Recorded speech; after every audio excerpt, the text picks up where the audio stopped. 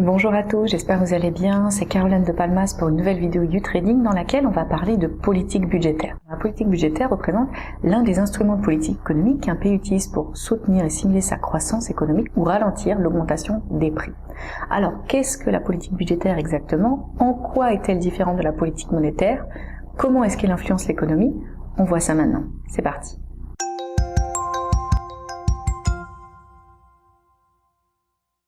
Alors la politique budgétaire, c'est quoi? C'est l'ensemble des mesures, des règles et des outils qui permettent de faire varier les recettes et les dépenses de l'État pour réduire les déséquilibres macroéconomiques. Donc en faisant varier son budget, un gouvernement essaye d'aider la politique conjoncturelle à atteindre ses objectifs. Alors en période de crise ou en période de ralentissement économique, l'État va utiliser la politique budgétaire pour soutenir l'activité de son pays, comme on a pu le voir lors de la crise économique et financière de 2007 ou beaucoup plus récemment avec la crise liée au coronavirus. On parle dans ce cas-là de politique budgétaire de relance ou expansionniste. Et à l'inverse, lorsqu'un gouvernement fait face à une accélération de la croissance et une accélération des prix, il adopte davantage une politique budgétaire de rigueur ou une politique budgétaire dite d'austérité, puisqu'il n'est pas rare que cette forte activité entraîne une inflation et ou des déséquilibres dans les échanges extérieurs qui doivent être corrigés. Les deux types d'outils utilisés par un gouvernement dans le cadre de sa politique budgétaire pour influencer le niveau de l'activité économique sont soit ce que l'on appelle des stabilisateurs automatiques, soit des choix discrétionnaires qui sont pris par les pouvoirs publics. Les choix discrétionnaires sont des choix qui sont conscients, qui sont consciemment pris par les pouvoirs publics, comme opter pour un déficit plus important dans le but de relancer la croissance et lutter contre le chômage, ou décider d'une augmentation de ses recettes avec une politique fiscale restrictive, par exemple. Les stabilisateurs budgétaires automatiques sont eux représentés par des variations naturelles et automatiques provoquées par les changements du solde budgétaire qui entraînent indirectement des variations conjoncturelles de l'activité économique d'un pays sans impacter le solde budgétaire structurel. Pour vous donner un exemple, je m'appuie sur un texte de l'OCDE qui parle de l'ampleur et du rôle des stabilisateurs budgétaires automatiques et qui explique que, et je cite, « dans une phase de récession, le montant des impôts recouvrés diminue, ce qui a pour effet de soutenir les revenus privés et d'atténuer les fluctuations négatives de la demande globale.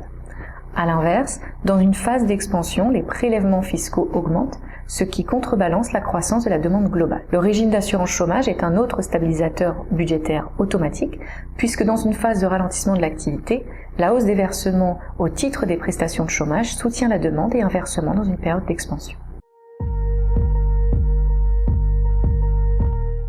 Pour réguler l'économie dans le but d'atteindre une situation d'équilibre économique relative, l'État doit donc intervenir via le biais d'une politique économique qui se veut de relance ou de rigueur en fonction de la conjoncture économique et des objectifs à atteindre.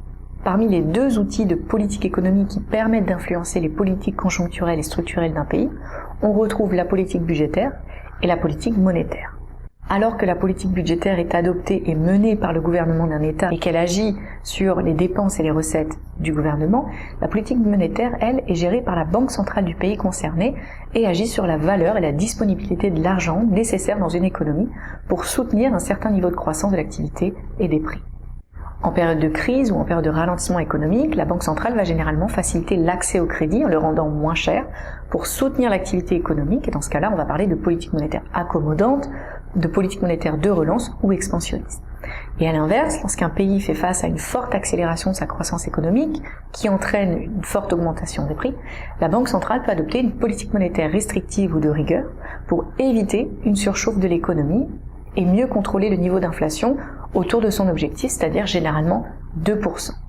En France, par exemple, et dans tous les pays de la zone euro, c'est la BCE, ou Banque Centrale Européenne, qui détermine la politique monétaire à adopter dans l'ensemble de ces pays, tandis que la politique budgétaire en France est déterminée par l'État français dans ce qu'on appelle la loi de finances qui est votée chaque année.